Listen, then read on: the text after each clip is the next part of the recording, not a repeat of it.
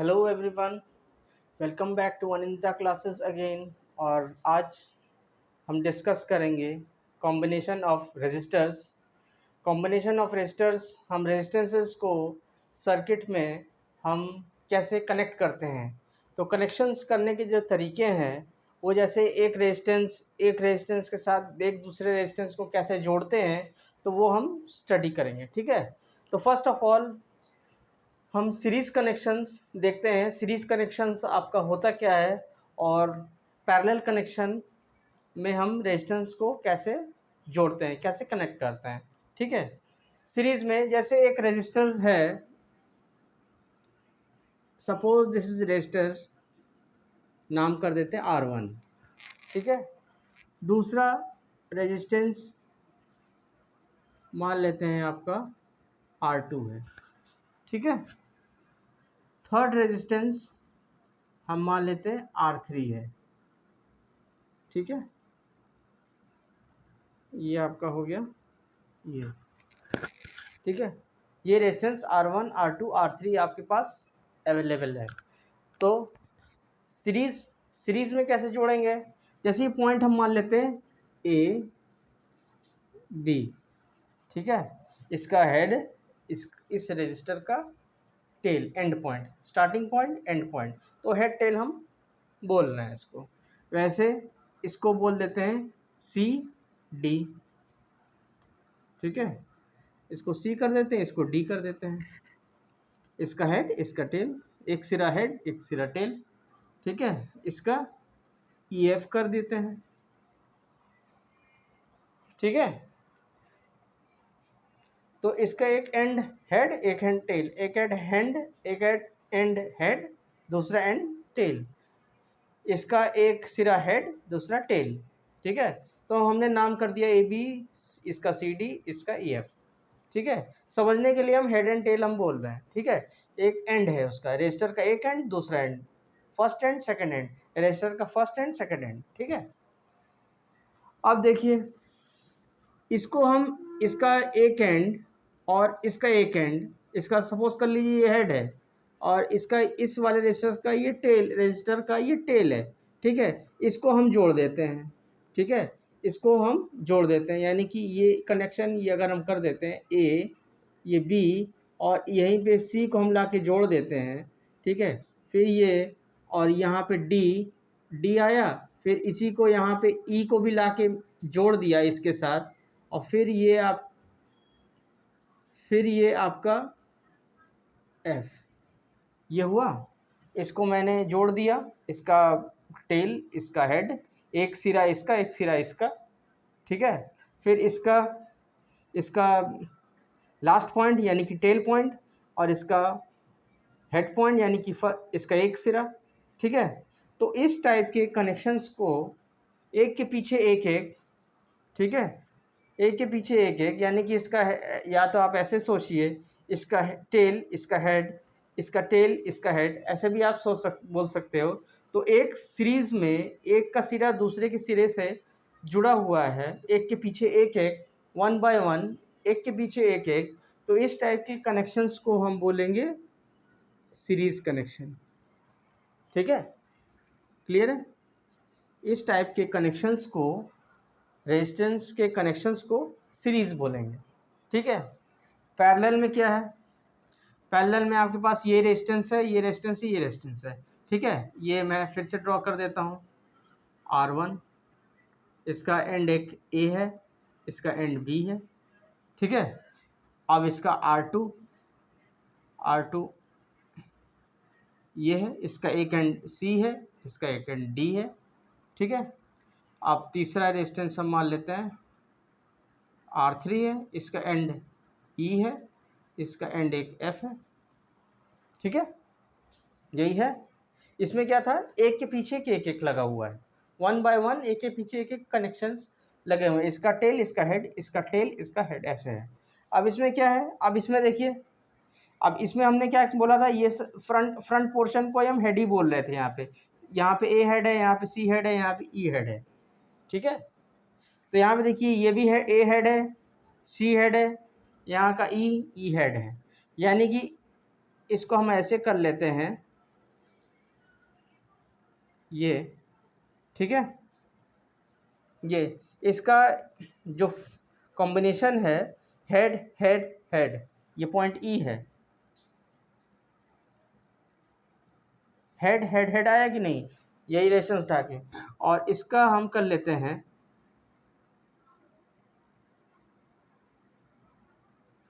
Tell tail tail, ठीक है। इसका क्या है, इस रेस्टर का ये टेल है, इस रेस्टर का ये टेल है, इस रेस्टर का ये टेल है, यानी कि B D F, B D F, clear है। इसका हेड क्या है ए, इसका हेड सी, इसका हेड ई, ए सी ई, ठीक है।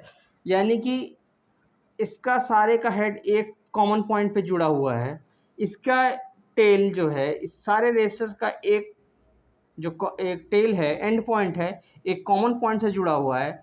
इस टाइप के कनेक्शंस को हम बोलेंगे, टाइप ऑफ कनेक्शन को हम बोलेंगे पैरेलल कनेक्शन, ठीक है। इस टाइप के कनेक्शंस को हम पैरेलल बोलेंगे और इस टाइप के कनेक्शंस को हम सीरीज बोलेंगे, ठीक है। क्लियर है इतना।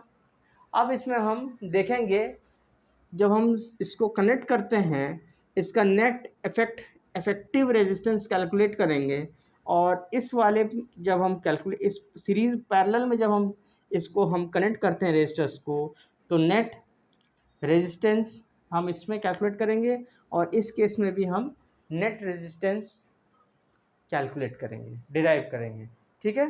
Let's see the derivations.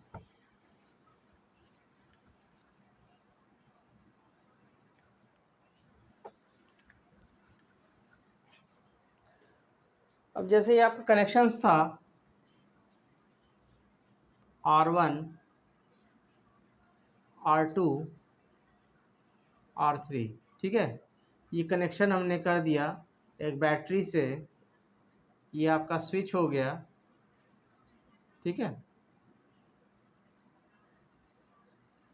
ये आप क्लोज ओपन करते हैं, कनेक्शन में ब्रेक करते हैं, ठीक है। ये बैटरी सोर्स है। अब प्लस से आपका करंट निकलेगा, कन्वेंशनल करंट, ठीक है। ये ऐसे फ्लो करेगा एंड इट विल, जब आप सर्किट को क्लोज कर देंगे, it will terminate at the negative terminal. Suppose इसमें से आई करंट फ्लो हो रहा है, तो I is there is a single path, यहाँ तो पाथ आपका डिस्ट्रीब्यूट नहीं हो रहा है, ठीक है। तो आई इसमें से भी गुजरेगा, वही आई इसमें से भी गुजरेगा, वही आई इस रेजिस्टर से भी आपका जाएगा, और it will return back to the negative terminal, क्योंकि पाथ आपका एक ही रास्ता है, ठीक है। तो सपोज करते हैं इस वाले के रजिस्टर के इस वाले रजिस्टर के पास R1 के पास, R1 के अक्रॉस आपका PD डिफरेंस V1 ड्रॉप होता है।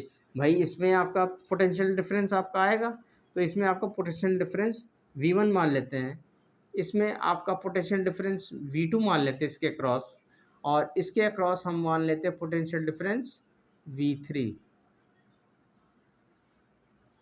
ठीक है।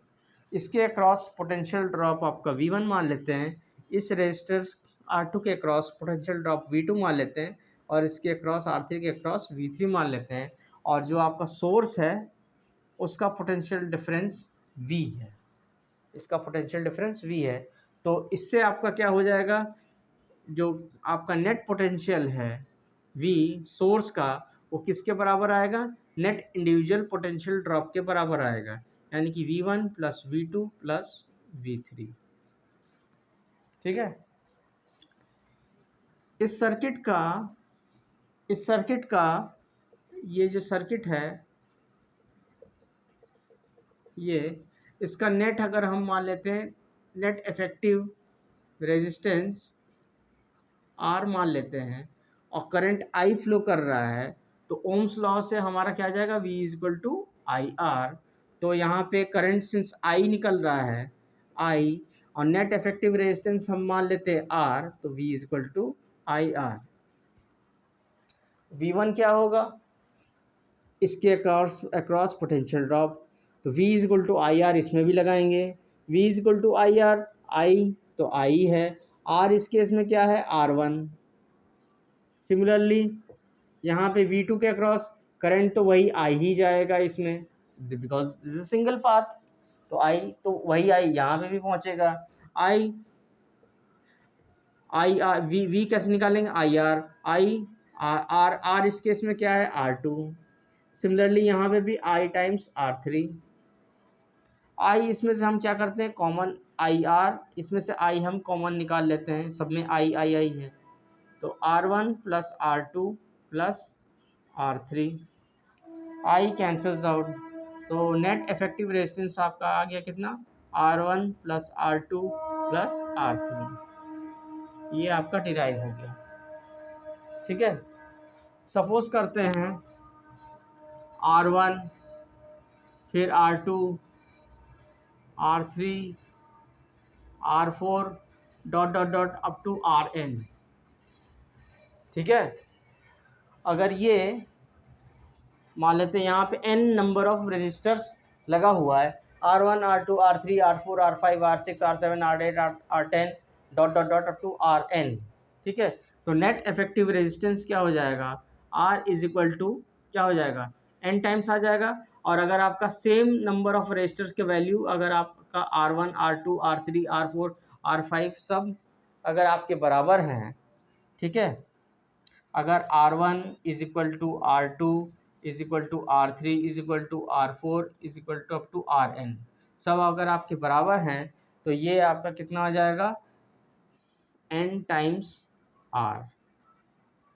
R effective is equal to n times R। ठीक है,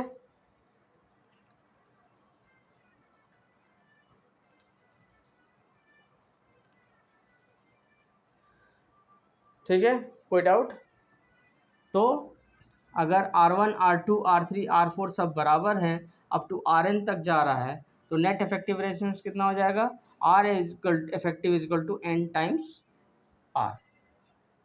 ठीक है, अब हम देखेंगे पैरेलल कॉम्बिनेशन ऑफ रेजिस्टर, और उसमें हम इक्विवेलेंट रेजिस्टेंस का वैल्यू हम डिराइव करते हैं। ठीक है, क्लियर है?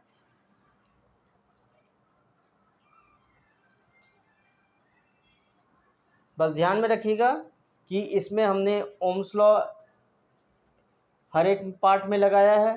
फिर नेट पे आपका नेट हमने मान लिया V is equal to Y times R, net resistance R effective, इसको हम R इफेक्टिव लिख देते हैं, R इफेक्टिव, R ये R effective, R effective, R effective. ठीक है, तब क्लियर हो जाएगा R इफेक्टिव।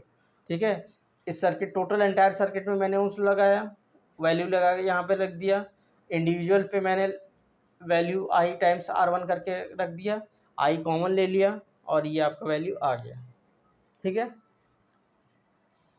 अगर R1 is equal to R2 is equal to R3, ठीक है, अप टू Rn ऐसे जा रहा है, तो R effective is equal to क्या हो जाएगा n टाइम्स R। ठीक है, अब हम लोग देखते हैं पैरेलल कॉम्बिनेशन ऑफ रजिस्टर। ठीक है,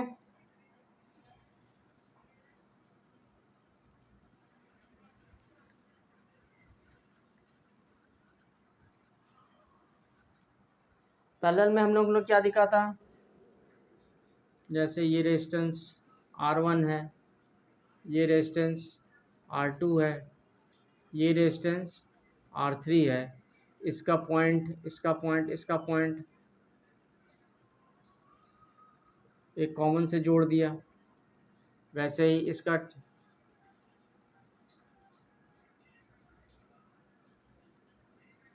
एंड पॉइंट, इसका हेड हेड हेड, इसका टेल टेल टेल, ऐसे ही तो था, इसका ए बी, इसका सी डी, इसका ई एफ, इसका आपका head head head tail tail tail. ठीक है, ऐसे जुड़ा हुआ है, उसमें एक के पीछे एक एक जुड़ा हुआ था सीरीज में। इसमें इसका पॉइंट इसका पॉइंट इसका पॉइंट एक कॉमन पॉइंट है, और इसका पॉइंट इसका पॉइंट इसका पॉइंट एक कॉमन पॉइंट है। ठीक है, तो इस टाइप के कनेक्शंस को हम क्या बोलेंगे, पैरेलल कॉम्बिनेशन।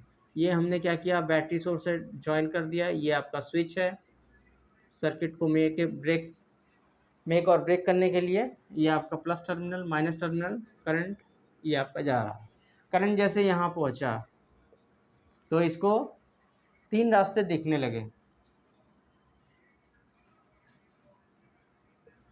ठीक है, इसको 3 रूट्स दिखने लगे। अब रूट्स दिखने लगे, अब कौन सा रूट में ऑब्स्ट्रक्शन, ये आर क्या है, ऑब्स्ट्रक्शन है, रेजिस्टेंस है, means it is providing obstruction, ठीक है। अब ऑब्स्ट्रक्शन है, अब कौन से रास्ते में ज़्यादा रुकावट है, किस में कम रुकावट है, ठीक है, अब देखना पड़ेगा, ठीक है।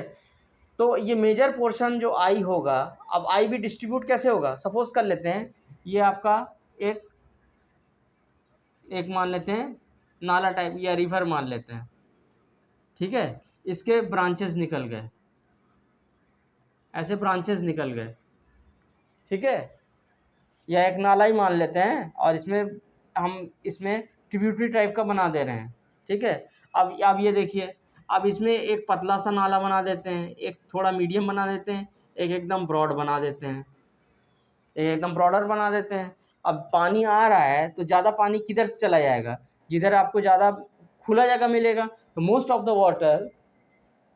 Water will flow from the wider path, ये ध्यान में रखिएगा, most of the water will flow from the wider path और least water will flow from the narrower path, क्योंकि उसको जाने की जगह ही नहीं मिल रही है।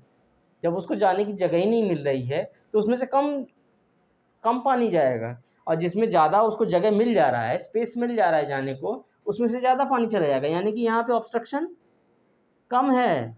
और जो आपका पतला है, जो आपको जगह नहीं मिल रही है, पतला नाला टाइप का बना हुआ है, उसमें कम पानी जाएगा, it is providing more resistance, यानी कि इस केस में मोर रेजिस्टेंस है, इसमें आपका लेस रेजिस्टेंस है, क्योंकि because this is the wider path, ठीक है। अब इसमें मीडियम है, ठीक है, तो उस हिसाब से ये आई डिस्ट्रीब्यूट हो जाएगा। जो सोच लीजिए यहाँ पे एक पाइपलाइन आ रहा है, पानी आ रहा है, अब ये इसके हिसाब से डिस्ट्रीब्यूट होगा, जहाँ पे इसको आपको ऑब्स्ट्रक्शन कम मिलेगा वहाँ ज़्यादा फ्लो चला जाएगा, और जहाँ पे ऑब्स्ट्रक्शन ज़्यादा मिलेगा वहाँ कम जाएगा। तो it will decide according to the I will be distributed, the current will be distributed according to the respective path, उसके सामने पाथ कैसा आ रहा है उसके अकॉर्डिंगली वो डिस्ट्रीब्यूट हो जाएगा, ठीक है, ये कॉन्सेप्ट है। अब लेकिन इसमें एक चीज़ क्या है, इसका पोटेंशियल डिफरेंस अगर V है इसके अक्रॉस, तो V यहाँ पे भी आ रहा है, तो इसके अक्रॉस जो V होगा, इसके अक्रॉस जो V होगा, इसके अक्रॉस जो V होगा, यानी कि सेम होगा, यानी कि इसका potential difference VR1 is equal to VR2 is equal to VR3। एक ये बात ध्यान में रखिएगा, इसमें पोटेंशियल ड्रॉप जो होगा इसके अक्रॉस वो V ही होगा, इसके अक्रॉस जो पोटेंशियल ड्रॉप होगा इसी के ही बराबर होगा, ठीक है। अब I जो होगा इस पाथ में मान लेते हैं I1, इसमें I2, इसमें I3, तो ये बढ़ जाएगा I, यानी I आपका बढ़ जाएगा, किस पोर्शन में बढ़ जाएगा, I1 I2 I3, यानी कि I is equal to I1 plus I2 plus I3, ठीक है, ये कॉन्सेप्ट है भाई। Main I will be distributed according to their resistances in their path।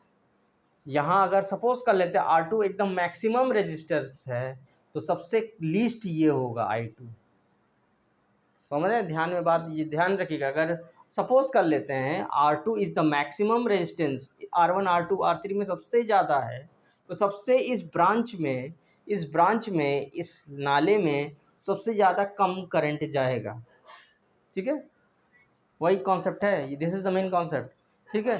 तो आई, ठीक, चीज़ों को समझिए। अब आई हम कैसे ओम्स लॉ से, V is equal to I R था आपका, तो I इज इक्वल टू क्या हो जाएगा, V बाई आर हो जाएगा। अब इसमें हम अप्लाई कर देते हैं। सपोज इसका नेट रेजिस्टेंस आर इफेक्टिव कर देते हैं, ठीक है। तो आई कैसे निकालेंगे, वी तो यही वी है upon R effective is equal to I is equal to क्या है, वी बाई आर। वी तो V R one is equal to V R two is equal to V R three is equal to इसी v के बराबर होगा। इसका V R one, इसका V R two, इसके अक्रॉस वी आर थ्री मान लेते हैं, और किसके बराबर होगा, v के बराबर होगा। यानी कि आई वन, इसके अक्रॉस आई कैसे निकालेंगे, v बाई आर। तो v तो v ही है अपॉन इसका रेजिस्टेंस क्या है, R1। वैसे ही सिंपली इसका भी I2 कैसे निकलेगा, V बाई आर। और इस केस में क्या है ब्रांच में resistance R2, V by R2। Similarly यहाँ पे आपका हो जाएगा V बाई R3, ठीक है। V upon R effective is equal to, अब इसमें क्या कर लेते हैं, न्यूमरेटर में सब v है, v को कॉमन कर देते हैं, 1/R1 plus 1/R2 plus 1/R3। दोनों तरफ न्यूमरेटर में v है, v को स्ट्राइक आउट कर देते हैं, यहाँ 1 बचता है, यानी कि हो जाता है 1/R effective is equal to 1/R1 plus 1/R2 plus 1/R3। ये आपका डिराइव हो जाता है, ठीक है। यानी कि सीरीज़ में हमने देखा R effective is equal to कितना आया, R1 plus R2 plus R3 and so on. Parallel में हमारा क्या आया, 1/R effective is equal to 1/R1 plus 1/R2 plus 1/R3। यहाँ पे रेसिप्रोकल में आया, यहाँ पे सीधे सीधे आपका R1 plus R2 plus R3 में आपका आ गया, ठीक है। So this was all about the combination of resistors and their calculation of their effective resistances, ठीक है। अगर आपको डेरिवेशन पसंद आया होगा तो चैनल को लाइक सब्सक्राइब कर दीजिए, ठीक है। दोस्तों को साथ वीडियो शेयर कीजिए, ठीक है। Till then thanks.